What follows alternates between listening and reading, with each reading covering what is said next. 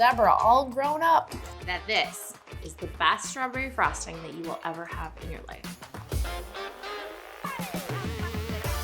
With every single bite, you're getting just that vibrant, pure, perfect strawberry flavor. More flavor, more comfort, more fun, more family, more joy, more color, and a little bit more spice. This is good mood comfort food.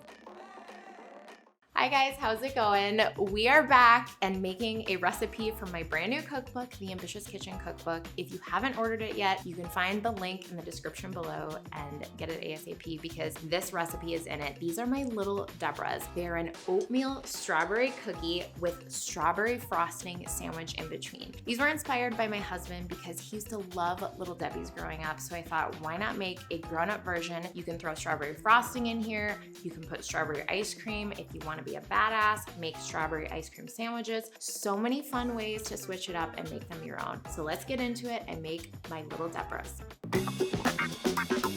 You know how we do at Ambitious Kitchen. We're all about browning that butter, baby. So let's start with putting our pan over a medium heat, and we're gonna add in 2 sticks of salted butter. In my cookbook, I only use salted butter, so if you're planning on cooking from it and grabbing your copy, you gotta pick up some salted butter. Now, if you wanted to do it like I did in my cookbook, and what might make it a little bit easier for you if you're new to browning butter is slice your butter first before you put it in, especially if it is not at room temperature.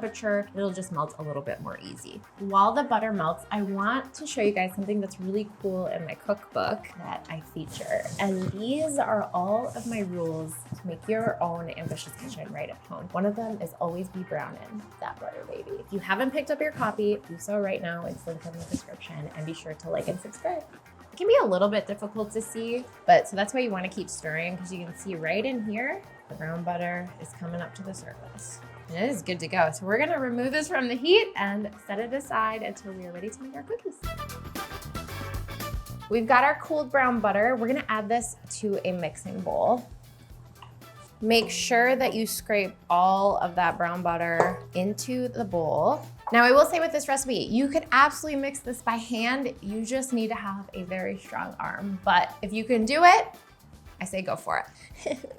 I love using dark brown sugar in my baking recipes because it has a little bit more molasses. It also helps to keep your baked goods a little bit softer thanks to that molasses. So I highly recommend it. That's going in, and make sure that you pack it down. Did that go everywhere? We've got regular granulated sugar. It's like a classic oatmeal cream pie recipe right here. All right, we're gonna add a little bit of vanilla, and I like to add a little hint of almond extract. I am a huge fan of almond extract. It smells incredible. Strawberry and almond is a match made in heaven. Just adding a tiny bit here. Whoa, pour that back in there. I eyeballed that up, but don't eyeball it at home. We're gonna give this a mix. So put the paddle attachment on, and then you're gonna mix it on medium speed until it's well combined. Next up, we are adding eggs. Your eggs need to be at room temperature. If your eggs are not at room temperature, here is a tip. You can always place your eggs in a bowl and then add warm water and let them sit for about a minute or 2, and that will bring them up to room temperature very easily. And you can use them in your recipes. Lil Debra all grown up. This should look like caramel when it's done combining. And guys, very important that your brown butter is not hot when you're adding those eggs in. The eggs will cook in the brown butter if it is too hot. You wanna make sure your eggs are at room temperature and that your brown butter is not too hot. Time to add our dry ingredients in. Beep, beep, beep, beep, beep, beep. All right, so we're using all-purpose flour here. You wanna fluff it, scoop it, and level it off. But if you are somebody who likes to weigh your ingredients, then rest assured I have weights for every baking recipe in my cookbook. Now we've got some oats. We're using an old-fashioned rolled oat, which is my favorite for my recipes. If you use quick oats in this recipe, they're not gonna bake up properly, so avoid that and just stick with what it says, which is rolled oats. It's so cool to be able to cook from my cookbook. All right, we've got some baking soda in there to help the cookies bake up properly, and then a little bit of kosher salt. You're gonna stick your paddle back on and you're gonna mix on low speed until just combined.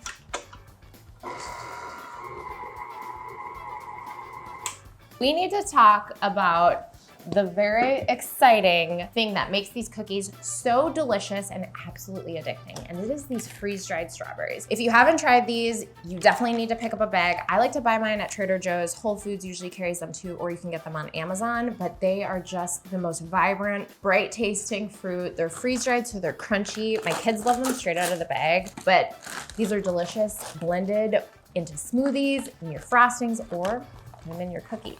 We're adding the whole bag, full of strawberry flavor. I will say that these would make the perfect Valentine's Day treat too, because they're so pink and cute. My kids actually helped me make this recipe for the first time. You're gonna mix this on low speed until the strawberries are well incorporated into the dough for about a minute. We're ready to bake our cookies, guys. I'm gonna eat some of the dough before we do that, because it's so good. We are ready to put our cookies on the baking sheet and get baking. So start with some parchment paper to prevent any sticking. And I just kind of like to stick my parchment paper over my pan. Doesn't have to be perfect, but try to get it so it fits. And then you just cut it with your scissors. It's easier than ripping it off, because when you try to rip it, it just never works. We are baking a lot of cookies because these are on the smaller side. So you're gonna need at least 2 sheet pans. Cute, cute. Then I am using a cookie scoop, a medium cookie scoop. If you want them smaller, use a small cookie scoop. If you want really big cookies, a large cookie scoop. I also don't know if this is an ice cream scoop or a cookie scoop, but I love this one, and I'm gonna link it in the description below because I think it is fantastic. Grab your cookie dough, eat some in between. Don't worry about raw eggs. Get it in your hand and roll it into a ball. It's gonna look like that. And just place it on your cookie sheet. You wanna place these at least 2 inches apart to ensure that they don't run into each other once they bake. I love how the strawberries break apart once they're mixed into the dough, and with every single bite, you're getting just that vibrant, pure, perfect strawberry flavor. I don't know where I was going with that.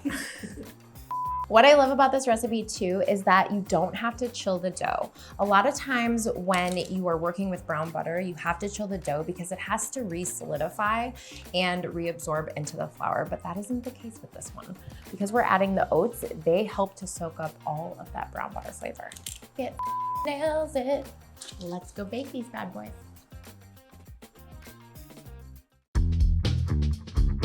We are ready to make the most delicious, fluffy strawberry frosting that you are gonna wanna put on everything and anything. It is fantastic. We're starting out with those gorgeous freeze-dried strawberries again, so go and grab 2 bags when you go to the store because you will need 2 bags for this recipe. And we're gonna blend these up until they are a nice fine powder. Now again, I'm using this small blender just because it really helps to process these a lot better than a Vitamix would or something like a Blend Tech. Let's do it.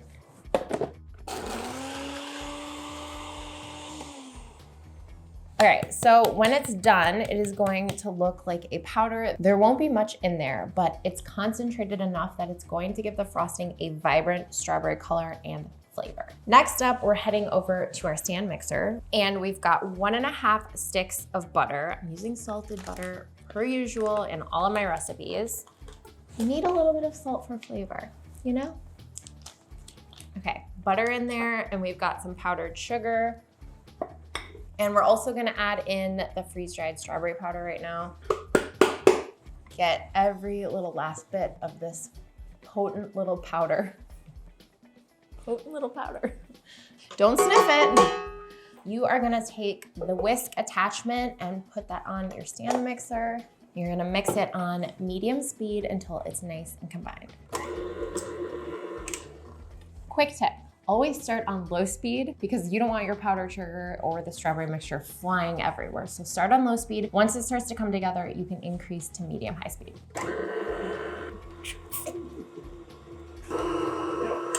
We're also gonna add a little vanilla extract in here, just a splash, and then a splash of milk. And the milk helps to just really bring the frosting together, adds a nice creaminess so that you can easily spread it in between those cookies. About a tablespoon of milk.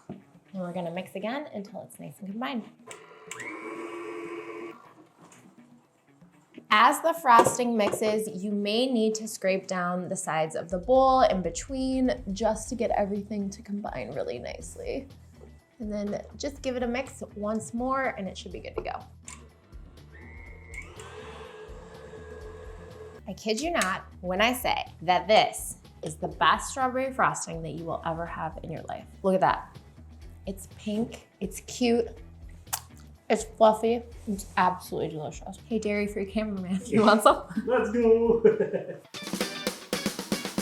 The cookies are done baking and they have cooled. You wanna make sure that you don't bake the cookies too long. You just want them a little bit set on the edges and then take them out. And that's because we want these to taste like an oatmeal cream pie. They should be really, really soft when you bite into them. All right, guys, it's time to frost the cookies. I'm very excited about this. Before we do that, I wanna show you guys something really fun from my cookbook, and that is a make it your way section. So this is in pretty much every single recipe in my cookbook. And it's basically different ways that you can make the recipe. So you can make them dairy-free, gluten-free. You can make these into double strawberry oatmeal cream pies. You can make these into chocolate chip strawberry oatmeal cream pies, or you can make them into ice cream sandwiches. So just lots of fun suggestions on ways to switch it up. Let's just frost these.